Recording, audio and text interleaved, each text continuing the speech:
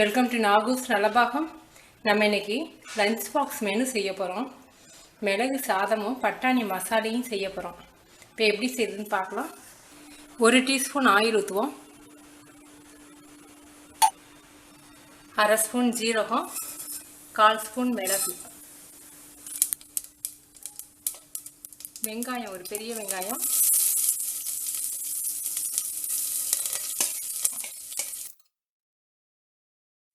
தக்காளி பழம்,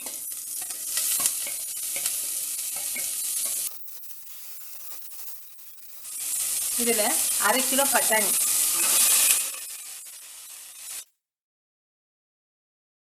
பட்டாணியை ரொம்ப வதக்க தேவையில்லை. தேவையான அளவுக்கு உப்பு சேர்த்துருவோம். 2 டேபிள் ஸ்பூன் மல்லி சேர்த்துருக்கேன். 1 டீஸ்பூன் சோம்பு, 1 டீஸ்பூன் மிளகாத்தூள், மஞ்சத்தூள் 1/4 டீஸ்பூன்.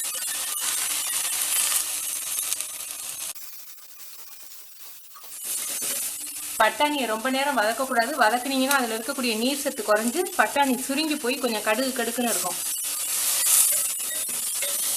150 ml தண்ணி ஊற்றிருக்கேன். ரொம்ப தண்ணி ஊற்ற வேண்டாம்.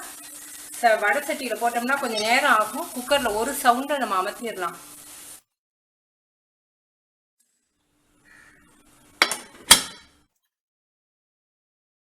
பட்டாணி நல்லா வெந்துருச்சு. கொஞ்சம் தண்ணியாக இருக்குது. கொஞ்சம் கொதிக்க வச்சு வத்த வச்சுருவோம்.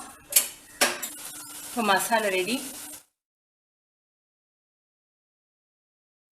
அடுத்து நம்ம மிளகு சாதத்தை ரெடி பண்ணிடுவோம். இப்போ நம்ம மிளகு சாதத்துக்கு முதல்ல பவுடர் ரெடி பண்ணணும். கடலைப்பருப்பு 1 டேபிள் ஸ்பூன் எடுத்து வச்சுருக்கேன். நல்லெண்ணெய் 1/2 டீஸ்பூன் ஊற்றிருக்கேன். ரொம்ப கம்மியாக தான் ஊற்றிருக்கேன், 1/2 டீஸ்பூன். வறுக்கையில் நம்ம நல்லெண்ணெயில் வறுத்துக்கணும். பொடி நல்லெண்ணெயில் இருந்தால் தான் நல்லாயிருக்கும். 1 டேபிள் ஸ்பூன் மிளகு, 1 டேபிள் ஸ்பூன் சீரகம், 2 மிளகாய்,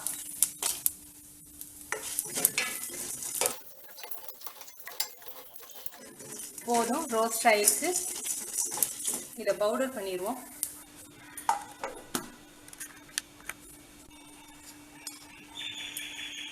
நெய் 1 டீஸ்பூன். இதை நெய்யிலையும் நல்ல நெய்யிலையும் செஞ்சால் தான் நல்லாயிருக்கும். கடலைப்பருப்பு 1/2 டீஸ்பூன், உளுந்தம்பருப்பு 1/2 டீஸ்பூன், கடுகு 1/4 ஸ்பூன், பெருங்காயம் கொஞ்சம்,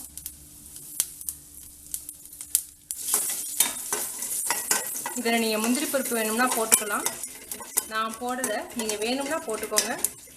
நான் முந்திரி பருப்புக்கு பதிலாக நிலக்கடலை போட போகிறேன். இது வறுத்து வச்சிருக்க நிலக்கடலை.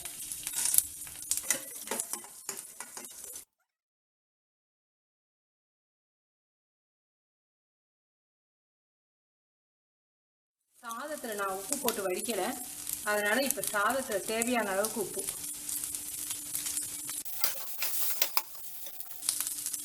இப்போ நம்ம அரைச்சி வச்சிருக்க பவுடர். நீங்கள் பவுடர் கொஞ்சம் கொஞ்சமாக வேணுங்கிற அளவுக்கு போட்டுக்கலாம். மிச்சம் இருந்துச்சுன்னா நீங்கள் வச்சிருந்து இதை பொரியலுக்கு கூட நீங்கள் போட்டுக்கலாம்.